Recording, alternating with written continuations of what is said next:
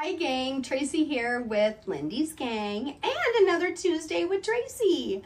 You'll notice my beautiful smoky voice that I've gotten from this lovely head cold, but it's not stopping me. I have a technique for you today that was one of Mom Lindy's favorite. And you can see here, I don't know if you can see or not, hopefully you can, the pile of backgrounds. This is the background technique that I have here that Mom did years ago. This is what I still have left because she loved it so much. She went crazy making all different ones for all the different projects she was using. So join me.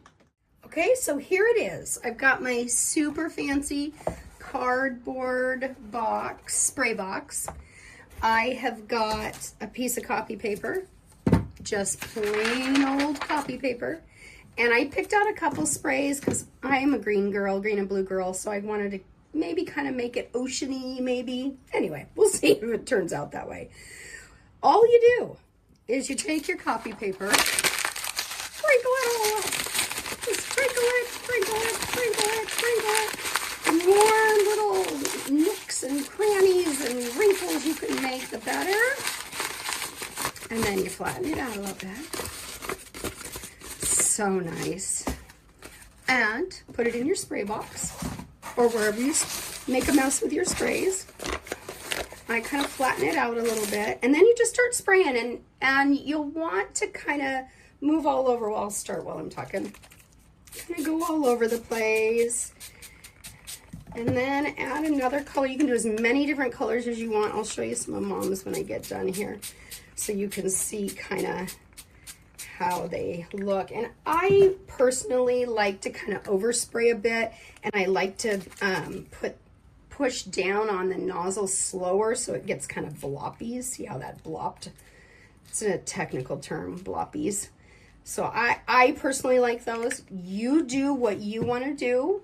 Spray as much as you want. I kind of like a little bit of this white left. Mom didn't always do that. But then you're going to heat dry it. I'm going to do that and come back. So here he is after I fully dried him, and I actually dried him both on the front and the back so that it sounds like paper again, so he's nice and dry. And actually, he's pretty cool all by himself. I could just cut off a chunk and use it for a card. But the extra special part of the technique is that you crinkle it again. Maybe not quite as much as that first time. And you don't even have to crinkle it the first time. You could just spray on flat paper and get the same technique. But on the second time, you want a little bit more. I like to have a little bit more highs and lows in my ridges, because what you're going to do, what I forgot to tell you in the supplies, is you'll need a Versamark or some type of pigment ink pad and some embossing powder, because what you're going to do, and I have, oh gosh, don't look at how horrible that is.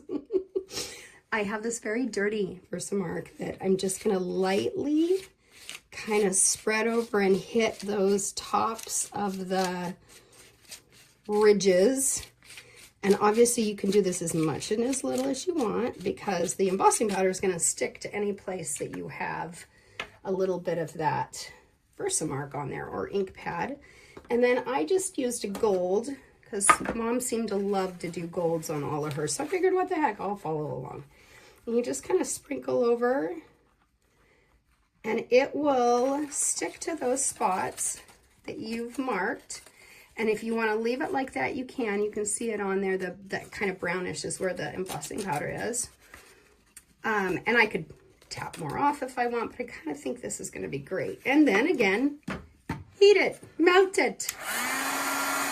So here's the one I made after I melted all the embossing powder and kind of let it dry off. And I could flatten this down quite a bit more if I wanted to. I personally like all that kind of texture that you've got when you leave it kind of crinkly.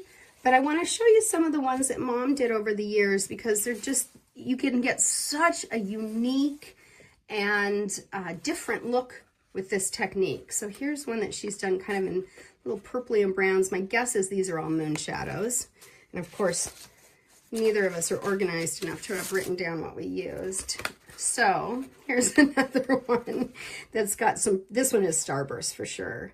And that nice gold over the top.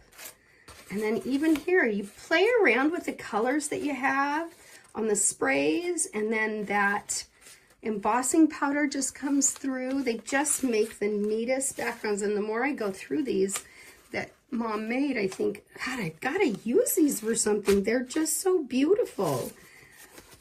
You can play around with the colors. This one's kind of almost unicorny to me with that gold, and I hope my camera captures it because it's really pretty with the teals and purples and just pretty.